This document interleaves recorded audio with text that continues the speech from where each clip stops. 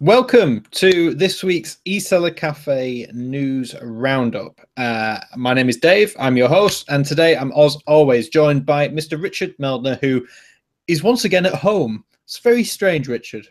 Yeah, and from now on, I'll be at home for most of the rest of the year, I believe. I don't know, we'll see. Although that's right, I'm going to Europe. Yep. I won't be able to participate that day. No, that's fine. That's fine. That is the day of the trip we just discussed. We won't go. Inappropriate would be what that would be, but anyway. Yeah. So it would if not be a good curious, place. Let us know in the comment section. It would not be a good place to do a video conference from where I'm planning on going on that Monday. So you'll be on your own. Wouldn't go down well. Yeah, wouldn't go down well. So, anyways, yeah. So it's the season is taking a toll on me, but it's coming to an end, and it'll be a little bit of being able to concentrate on doing some new things with eSellerCafe. We've been doing it for 6 months, but we already have some stuff, more interesting things planned. We will discuss them as they come live. And, as they unfold. Yeah, it's exciting times over the next few months. So we've seen some impressive growth, if we do say so ourselves. So we definitely have, and we keep tweaking things and keep adjusting stuff and trying to. We see surprising to us is what stories have good responses, and which ones where we sit there and go like, we really thought this would be interesting, and like, nobody read it. People would care about this. Yeah. So we make adjustments based on that. Yeah. But anyway, it's all good. Yeah, we got lots of stuff coming up with eSellerCafe over the next few weeks and months. We'll let you know as and when that happens. But as for today, as always, it's Monday. It is the 2nd of October. And can't believe we're in October already. But as always, we are going to give you your weekly news roundup of everything that's going on in the world of e-commerce and general online business as well. Now, as from last week, we started this new format where myself, Richard, and Matt, when he joins, Matt, again, he's busy today. He's working on some code for one of his other businesses. But what we are actually going to do is have a flash lightning round where we discuss at a very high level sort of the headline of what has been going on in the week. And then we get on to the discussion round where we find 1, 2, maybe 3 stories that are actually, the highlights of the week, and we have a discussion about them. As always, you can join in live with the live chat, and we can read out your messages, get involved, or if you're watching a recording, you can comment down below with what your thoughts are, and of course, we will get back to you there as well. Now, again, to understand what we're talking about, if you've missed any of the stories, all of the links to everything we talk about is right down below underneath this video. So if you see the little box and it says show more, click that button and all the links will appear. So you can go through and read at your own leisure over on the full stories over on eSellerCafe.com. Now, with that said, are you ready, Richard, for lightning round? Lightning round. First block. Like a game show. Well, Monty Hall just died, by the way. I know. Yeah, that's. Now I feel bad. Anyway, moving quickly on. Alibaba Gateway 17, Toronto. What happened? Same as in Detroit. A lot of talk about how to do that and how to make money in China. I mean, it was good. They did make some. First of all, they went from a 2-day conference to a 1-day conference. Okay. Alibaba held a conference to try to entice Western sellers, was really the best way to put it, Canadian sellers in this particular case, to do business in China, such as in Detroit. They, had some examples of people that were already doing it and the kind of success they saw with doing it using Tmall and some of the other properties Alibaba uses in China. Most importantly here is, or most different, maybe not important, but what was slightly different here in Toronto was that they also highlighted Chinese tourism, mostly because there is a relatively significant Chinese population in China, and Canada is considered one of the top tourist destinations for Chinese travelers. So how to take advantage of that, Alibaba is working on integrations like we have discussed even here for the United States with Yelp in San Francisco, again, another area where there's a lot of Chinese population. So that's what that was all about. Really nothing per se new, much of the same. Mm-hmm. And hopefully it's something we might see in Europe and London or in Manchester even. Hopefully. It would be good to see. Second story on the lightning round for me here is Target and Pinterest collaborate on image search. Image search is obviously becoming now the new hot topic. We started this year. eBay started it. We've had a company in the UK that I can't recall now. ASOS, is that? ASOS Marketplace. Yeah, that's a marketplace. Big fashion guys, and others are experimenting with it. So we're going to see more and more image search. Target is collaborating with Pinterest. Apparently, this is an exclusive deal, at least as it starts out, to use Pinterest to do the image search. So let's see where this goes. Maybe the first sort of kind of collaboration of a social media company with a e-commerce retailer. Maybe the beginnings of finally social media getting more serious with e-commerce. Yep. Other one I had was kind of a interesting one. It was a report that eBay released on Central and Eastern Europe. This is most like Czechoslovakia. I mean, not Czech Republic. Come on, you can tell I was born in Cold War Richard mode. The Cold War Richard mode. Yeah, the Czechoslovakia and Yugoslavia. All those countries that no longer exist today.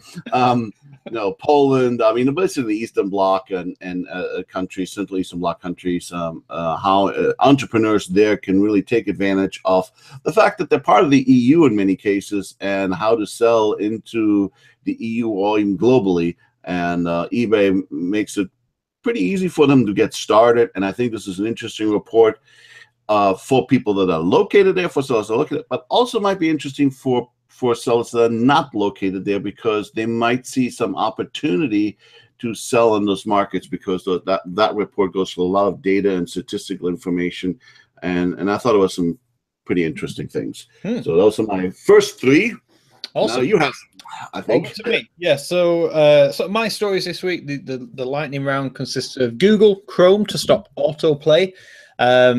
This is the update which is coming in 2018 for the big Google Chrome update. I can't remember the number from the top of my head. Let me jump in the notes there. It shows how many updates Google Chrome has had, and this is update number 64, I think. And yeah, so basically they're going to stop in the Chrome browser all those annoying videos which start playing without you clicking on them in the browser, that you're going to have to actively want to press play in order for media to start playing. I think it's a great thing. There's nothing worse than noisy pages that start auto playing, and Google clearly know that. They must have seen some effects on their probably on their bounce rates, and have decided to take some action. So again, welcome news there, on my opinion at least, from Google. Fraud protection coming to Magento. Now, Magento, this is a fun one. It's not fun, but it's an interesting one. Magento have partnered with a company called Signified. And if you now go to Signify's homepage, it basically says, like, we are the fraud protection partnership for Magento. So again, huge deal there for those guys. And just to quote what the guy says, with Signified, our merchants will enter a new area of payment security where every order is protected against fraud and chargebacks. So this is quite big news for Magento merchants. This is going to happen natively, like through, you don't have to install any extensions or anything like this. This is just going to happen, through the actual Magento system. So yeah, good news all around, I would say. It's a good partnership for Magento there. Is that Magento 2 only? That's a dumb question. They didn't say. I presume it probably is, but I mean, if it's native, yeah, probably. If it's native, it's probably going to be. But yeah, for the future, it's a good thing. And finally, the 4 benefits of utilizing parcel lockers for delivery. Again, it's a bit of a informative story. This one, nothing breaking news or anything like that. It's mainly looking at the stats of utilizing parcel lockers. Obviously, something which Amazon got involved with very early. And this is an Amazon free week, by the way. That's the only time I'm going to hear that word today. But yeah, so we take a look at how parcel lockers, what the 4 benefits of using them are, not just for you as a seller, but for your buyers as well. So yeah, that was my 3 stories. And over to you for the final 3 of the lightning round, Rich. Etsy tweaks advertising tracking for sellers. This is basically just to try to as they say, get in line with the rest of e-commerce on how digital marketing, how things are being tracked. It's the infamous attribution model question, which we've discussed before with Google I/O. What ad do you attribute your marketing to, and effectively they're making tweaks there. Not sure how much that really impacts things one way or another, but it's something to be aware of if you're using that kind of marketing, because it's on and off platform, the way I read the story, or the way I understood what they were doing. Next one is eBay launches VAT grassroots campaign in Europe. Well, here goes my old infamous anti-tax hat. We got no accountants. I hate government and taxes. This is, I guess there's some complaints within the EU about, certain countries have lower VAT rates than other countries, and how that's not fair. And now Brussels wants to get involved in changing everything again. I mean, I guess they don't have enough stuff on their plate to deal with, such as Brexit. But so here we go. They're working on reformulating whatever VAT system there is in eBay. Feels like it's not a good way to do it. My read would be any taxation that raises taxes, which this at the end does, is not a good thing. And therefore, if you go there, they actually have a sign up where you can send something to your representative. Not that they listen to it, but at least it makes you feel better. And let's see, Etsy marketing. Oh, another Etsy story. Etsy marketing includes new free shipping offer. This is a little different approach at free shipping than we've seen like through eBay or Amazon. Is they're using the methodology of being able to use a coupon code to offer free shipping, so you can target free shipping on your Etsy items. Actually, I think it's possible to do that on eBay as well. But in any case, it's just a different way of looking at free shipping. I think on Etsy, a lot of sellers don't do free shipping because of the unique products that they sell. They kind of look at the product costs and then say, okay, here's the shipping costs on top of it, which is a little bit counter to the whole e-commerce world. I think Etsy is trying to slowly bring people over and say, you probably want to start looking at shipping.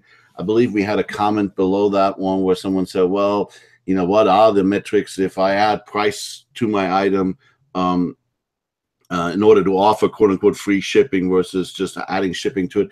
And, and that's a good one, because most of the time when you see these type of studies on free shipping conversion, they always come out, well, free shipping conversion increases conversion. That's all true, but they never really discuss whether what the impact would be if you actually artificially now bring up the price point. And when you're not competing with like items with other people at times, then that might be, if like I sell, my history is selling branded products. So if I have brand XYZ, a seller selling it for $200, offers free shipping, I have to sell it for $200 offering free shipping, because there's clearly, if I add shipping to it, no one would buy. When you're in an Etsy world where things are a little bit more unique, that's an interesting conversation there, because depending on what you sell, if you have a lot of competition in the type of products you sell, then maybe free shipping makes sense. If you don't, then just sticking to shipping costs might be the way to do it. So it's really kind of an A and B. In my opinion, the only way to find out whether it works for you or not is to do A and B testing, but with like items and see. And that was basically the lightning roundup. And we actually did much better today than we did last week. Didn't we? We did.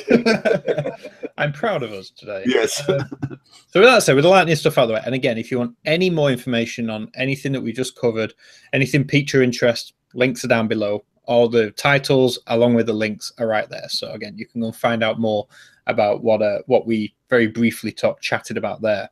So on to the discussion round. Now today we've got two main stories that we're going to be talking about. The first one is seller feedback, and how our feedback in general has become essential, not only for eBay, Amazon and e-commerce, but also likes of Uber and Airbnb as well, these sort of new age companies, which allows people to rate each other. And then also we're going to be chatting about Twitter doubling its character limit in news last week. Has this been rolled out to everyone yet, or is it still in beta and is? It's in very limited beta. Okay. So yeah, we're going to be chatting about that and what the impacts of that mean in today's sort of society. So to get things started, again, seller feedback is always a fun one to chat about because it's, again, for anyone who's sold on eBay at any point in their life, more so probably a few years ago, I definitely think feedback as a thing is dying down slowly. It seems to be less important than perhaps it once was. But yeah, like it was basically gamification of eBay back in the day. It was, how many little stars can you get next to your name? And oh, you get a gold star, and oh, you don't get a shooting star, and now it's a green star. And it was like, oh, how many till I get to the next level? And it worked. It was a very clever psychological ploy by eBay to get people to leave each other feedback on a transaction. And we've seen, like I said, this whole gamification, this rating system becomes so important in not just in e-commerce. That's because Amazon utilize it in product reviews. You get the star rate, the 5-star rating for your product reviews, as also your seller reviews. But also on Uber, you know, you rate your driver. How was the experience? And he rates you. Although I don't think I've ever checked. Can you check what your Uber rating is? I don't know what mine is, but I'm hoping it's good. And same with Airbnb as well. What's that? That's a good question. I don't know what my Uber rating. I don't know if I can see that, or only like the drivers can see and be like, oh no, I don't want this guy in the car. But same with Airbnb as well. Like as a guest, you can rate the host and how accurate his listing was, but also the host can rate the guest. Was he clean? Was he messy? Did he break the rules? Did he get a complaint from the neighbors about noise? And then that feedback can be seen by other hosts, and therefore they can choose to decline someone on their rating system. So we've sort of moved into a world, and then there's other things again which almost take it a step further. Things like Tinder, which is like sort of very personal rating people, but still this trust implication which seller feedback and buyer feedback is all based on. I mean, what's your take on it, Richard? Have we seen more or less of it online? Is it just eBay where it's seeing a decline? What are your thoughts? Well, I think, by the way, I just checked. I have a 5.0 rating as a passenger. You can check. I've got to check now. Is it in the account settings somewhere? Yeah, it's when you're on the top left when you go into the. Oh, I'm 4.83. I must have pissed a guy. Sorry. Yeah. I must have annoyed someone. You must have annoyed someone. Maybe that was in politics or religion. Maybe you were in London and goes, oh, I got this guy from Manchester. Yeah, exactly. Yeah. That's what it was. The man was rude. That was an automatic star deduction right there. Yeah, he said hello to me. It was weird. Yeah, exactly. There you go. Sorry, way off topic. Okay. Sorry.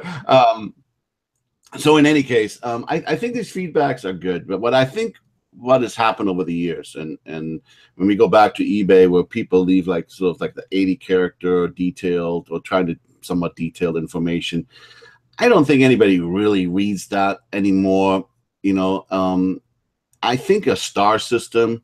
You know, when I go somewhere and I look, when I go to a site and I look for a seller or you know, how good are they? I do look at the overall star system, and I know there's somewhat of a gaming going on because, you know, you don't really find an eBay seller that has 3 stars. You know, you kind of sort of find the 4 point, they're all like 4.8 something. You kind of sort of have to understand what each system is a little different. That maybe creates a little bit of an issue because you can be on eBay and you have to know that, well, there really isn't anybody below 4.8 selling. So you have to, you know, what is somebody 4.95 or 4, you know, really all you're trying to find out is, you know, how good is that seller? Same thing goes with product. You know, when I see a product review and I see 3 stars, okay, I'm starting to wonder what's going on with it. You know, if I see 5 stars, I do go through them and scan through it and see, okay, do they look legitimate or do they look like it was one of those freebies and people just gave it 5 stars?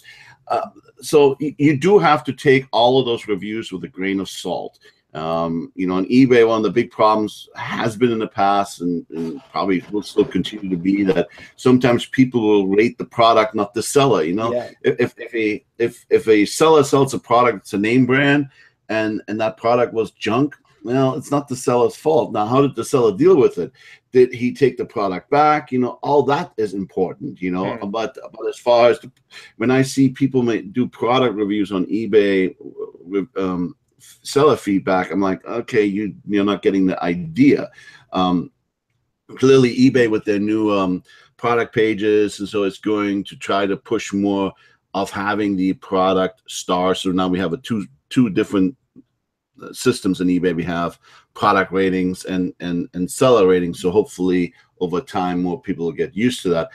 So I think there is still a need for it. I just don't know that there really is the need to have these 80 character things, all because I've sometimes seen people do rebuttals, and you start to see it's becoming, you're starting to see that's really becoming a little bit of a pissing contest for you know, if somebody, you know, annoyed, if a buyer is annoyed with a seller, vice versa, all of a sudden you see, like, you know, the two replies, whatever, you know.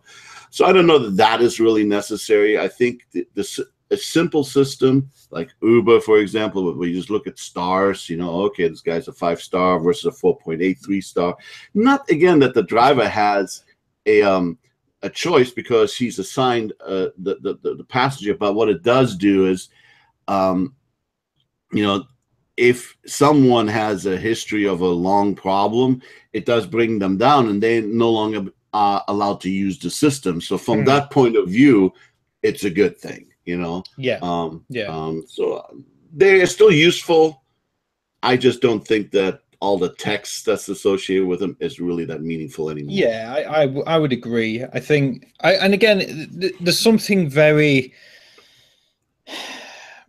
It's very personal, a star rating system, because I know people who will never give 5 stars because they say 5 stars is perfect, and nothing is perfect. You know, 5 stars should be exceeded expectations. And how often does a product exceed expectations? You know what you're buying.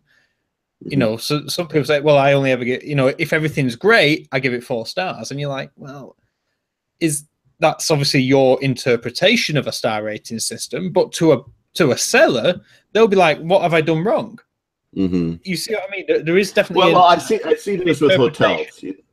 I see this with hotels. This is where it bothers me the most. It's like I will say that when it comes to hotel, I will read some of the reviews. So if I'm going somewhere I haven't stayed at, so I will see, for example, somewhere stays as a Super 8.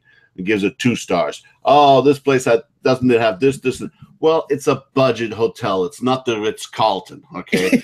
Exactly. I mean, what did you expect going to a hotel that is, you know, $80 in Monterey in California, and yet there's hotels down the street for $400? Don't you realize there's a difference between the $80 one and the $400 one? You know, and so I do get annoyed sometimes on how people, like you're just saying, people create expectations. You know, I do hotel ratings, and one of the things I always say when I do type something is, my rating is based on the classification of this hotel being a budget, medium, business, your or high end. Expectation as to what you my pay. Original expectations going in was, it's got a bed, and it's got a shower, or it has bed, shower, breakfast, or whatever the case may be. You know, that's how I base it on.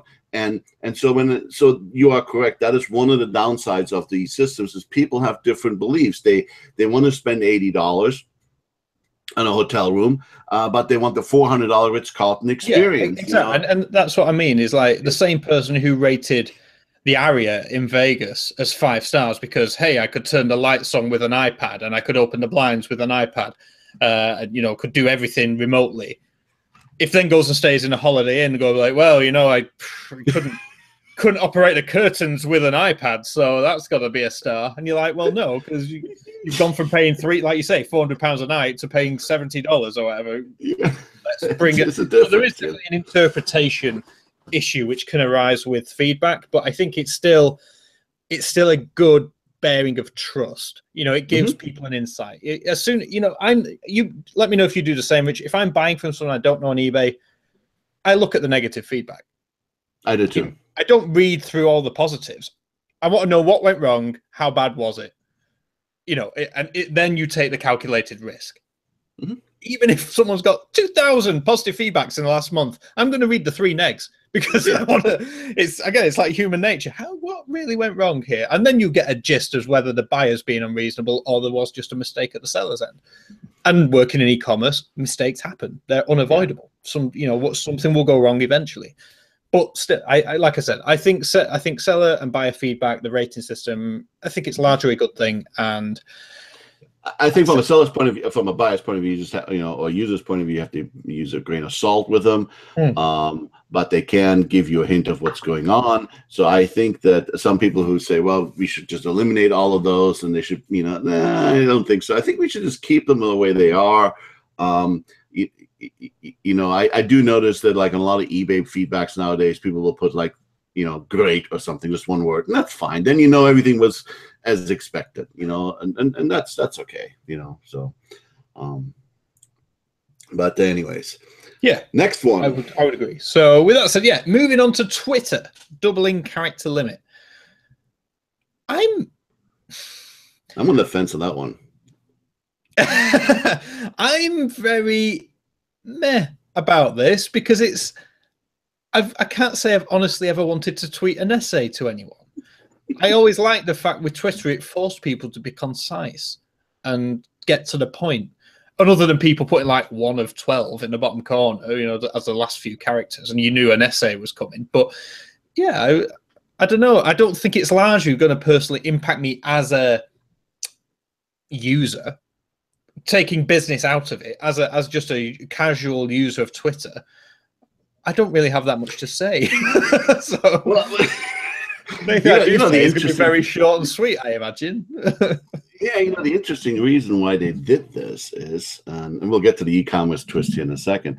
Yeah. The reason they did this is because they looked at the languages and any basically Latin-based languages, which are pretty much all your European languages, and then you compare them to the Asian languages. Well, the way the alphabets are is you can say more than the same characters. You can say more with an Asian language than you can do with a Latin-based language. Absolutely, yeah. So, and there was actually in the story, there's a graph that I got from Twitter that showed that. And Twitter for all these years says 140 characters. I believe it was the original character. It was the original text message limit. Yeah, that's fine. It's all we need. Well, then, I guess somebody must have had an epiphany there and go, well, the Asians can say more than the English speaker or the German speaker, so maybe we need to. So instead of bringing down the Asian languages to 70, I guess now the idea is let's bring the English one to 280 or the Latin one to 280. Okay, so if that's the reason for it, fine. It's interesting after all these years, that they finally are doing something like this, because they at one time was a room of 1,000 characters or whatever, 10,000 characters. But I do agree with you. It's like now comes the question: what happens with these other 140 characters? And when you're looking at Twitter, it is still the one social platform that really works a lot on hashtags. You can put hashtags into Facebook, you can put hashtags in Instagram, and all these other. And yeah, a little bit. Does that bring some attention to your posts? But for all practical purposes on Twitter, hashtags are still king. So let's look at eSellerCafe as an example, because you can use it as an example and bring it into e-commerce very easily. If we have a story, we have a headline. The headline is somewhere around 50 to 80 characters. Then you have a 12, 13 character short code. And so the rest of it now we fill out with, hashtag e-commerce, hashtag small biz, blah, blah, blah, till we run out of characters. Yeah. Well, if we now get to go to 280, we have another 140 more characters to put hashtag this, hashtag we have a load more hashtags to use. Yeah, more hashtags. And so from a marketing point of view, I'm like, great, I'll be able to use more hashtags, but so will everybody else. And now I wonder if now you can do the same thing with products. If you introduce a product, you put the product title there, which is 50 to 80 characters. You put your short code, and then the rest of it's hashtags. And I wonder if we're going to get into a little bit of a hashtag spamming, where all of a sudden things that are not as relevant exactly to what you're, to the story or to the e-commerce product get used in order just to draw attention. And that is the danger I see. That's why I say I'm on the fence on this one. You know, that would put me off. I'll be honest, because I casually scroll Twitter a couple of times a day, maybe a bit more. I don't tweet that much unless there's, you know, I retweet some of the stories that we're putting out if I find they're interesting and I think a lot of people would benefit from them. Or again, if friends got some friends on there, we chat on there and share links and stuff. But if I started seeing like all these posts with spammy hashtags, and the thing is this going to affect how, surely like the tweets are going to get longer, so people are going to have to scroll further in order to see the same amount of tweets they'd have to see previously. Because that was always the big thing with Twitter, is it's like the lifetime of a tweet was incredibly short. I think some averages were between 5 and 10 minutes. And now, is that going to, because it was basically deciding how long people would scroll for, is that going to get cut in half because you've basically doubled the size of the tweets? Are people going to spend more time scrolling, or are they going to scroll the same amount of time and only see half as many tweets? Interesting. I mean, that's where the downside of this lies. You know, if you're using Twitter as a customer service portal where, you know, you have, let's say, a handle XYZ company _ help or something like some companies do, then yes, you can now put more information in there in order to, you know, because you're not going to hashtag those things because there you're looking for information.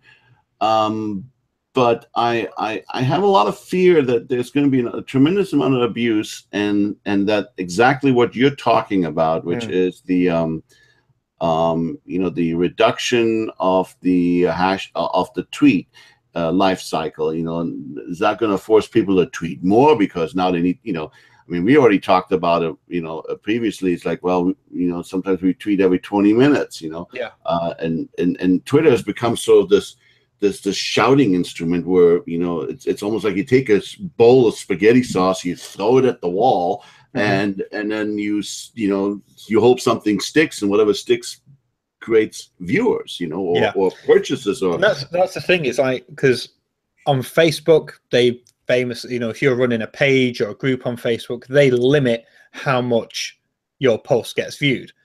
They want you to pay for advertising, so they basically hide some of your posts to some of your viewers or some of your subscribers or fans or whatever. Same on Instagram. It's like it used to be on Instagram, used to be more like Twitter in the fact it was a timeline, whereas now they show you the most popular things first. But Twitter has always been the shouty platform. We've always said, you know, it's very hard to tweet too much because the lifespan of a tweet is so little. You sort of need to be constantly putting stuff out there to reach the majority of your audience. Because if I'm not on Twitter, and because for an example, the maximum that I will scroll back is probably about 15 minutes. So if you've not tweeted in the 15 minutes prior to me being on my phone, I'm not seeing whatever you've tweeted. And that's the reality of it. And that's always been the thing with Twitter. It's always been a push platform, and everybody just sort of accepted that. I very rarely see duplicate content from anyone, and I know there's several people I follow who tweet things constantly, or, you know, several times a day.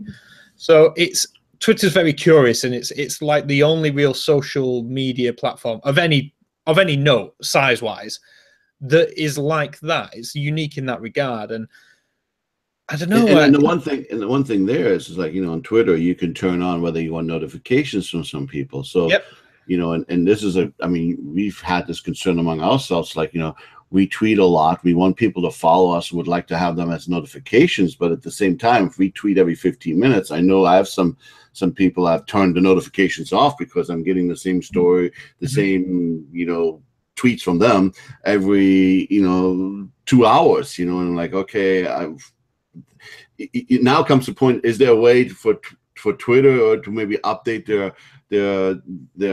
app to only allow one tweet to be smart enough to say this tweet is the same as the other tweets? You know, and here's the thing with that is like how they already do that. You cannot tweet the same tweet within 24 hours, I believe.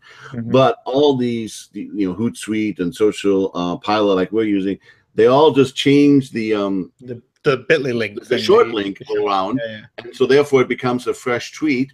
Or it's very easy just to add another hashtag in there, and then it becomes another fresh tweet. So those type of things can be easily circumvented too. You know, so it's becoming like almost the game of, okay, they're going to allow me to do this, so I'm going to abuse. And if you don't, and this is the other part, if you don't abuse it, then you sit there and go like, well, someone else is going to. Yeah, absolutely. So I was a famous Gary Vaynerchuk quote: "Marketers ruin everything." Yeah. And it's incredibly true. Like, as soon as you see any new platform, you know, Instagram, WhatsApp, Facebook, whatever, you know, whatever comes up, marketers just look at how can we sell people shit online? How can we sell stuff on this? And we'll just do it like this. And then everyone gets bored of it, feels spammy, and they leave. Marketers ruin everything.